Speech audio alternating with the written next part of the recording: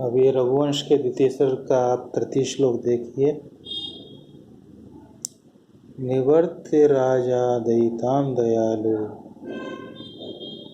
स्तां सौरभेयीं सुरभि यशोभि पयोधरी भूत चतुसमुद्रां जुगोप गोरूपधरामे वोर्विम्।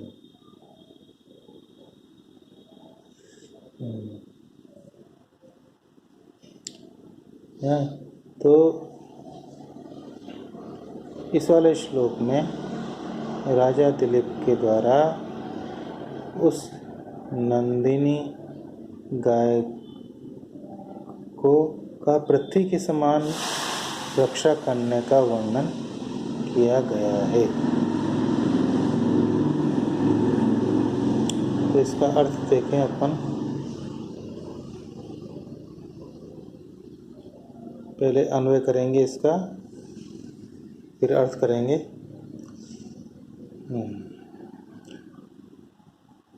देखो आप, यशोभी सुरभि, यशोभी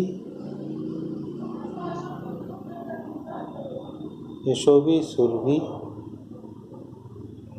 दयालु दयालु राजा, ताम दयिताम निर्वृत्य पयोधरी भूत चतुसमुद्राम गोरूपधराम ब्रुवीमिं ताम सौरभेयीं जुगोप। ये इसका अनुवाद। देखिए इसका अर्थ, यशोभी सुरभि दयालु राजा,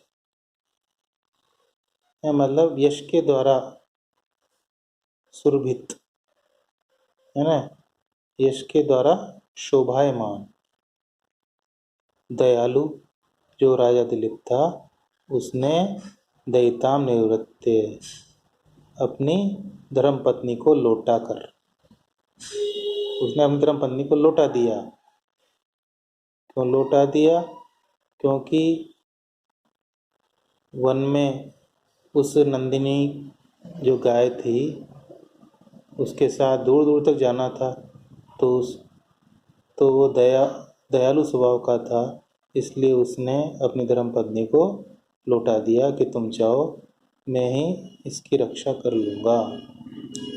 तो यशोभी सुरभि अर्थात यश के द्वारा सुरभित, यश के द्वारा ही शोभायमान वो जो राजा दिलीप है, दयालु राजा, उसने अपनी धर्मपत्नी को लौटा दिया। लौटाकर क्या किया?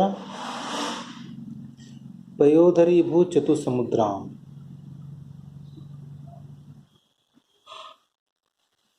इसका अर्थ है कि चारों समुद्र मानो उसके चारों पयोधर बन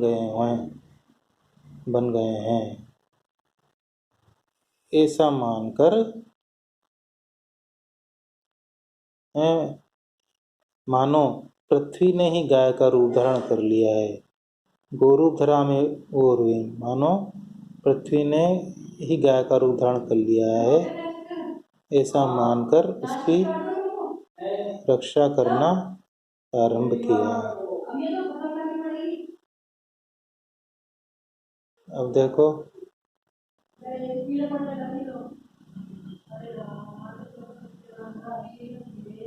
देखो, कि इसने ऐसा कहा है कि पयोधरी भूत चतुसमुद्रा, चारों समुद्र जिसके चार थन बन गए हैं। ऐसा क्यों कहा? क्योंकि उस गाय के थनों में इतना दूध था कि मानो समुद्र में भी इतना जल नहीं होता होगा, ऐसी कवि ने कल्पना की है। और पृथ्वी ने ही गाय का रूप धारण कर लिया, ऐसा मानते हुए इस प्रकार की भावना से युक्त होकर राजा दिलीप ने उसकी रक्षा करना प्रारंभ किया। तो ये श्लोक आपके समझ में आ गया होगा। ठीक है,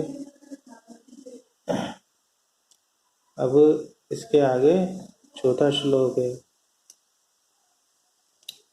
व्रताय तेनानुचरणे निधेन निषेधि शेषोप्यनुयायी वर्ग न चान्यतस्तस्य शरीर रक्षा सवीर्यगुप्ता ही मनोप्रसूति। इसका अर्थ हम अगले व्याख्यान में बताएंगे।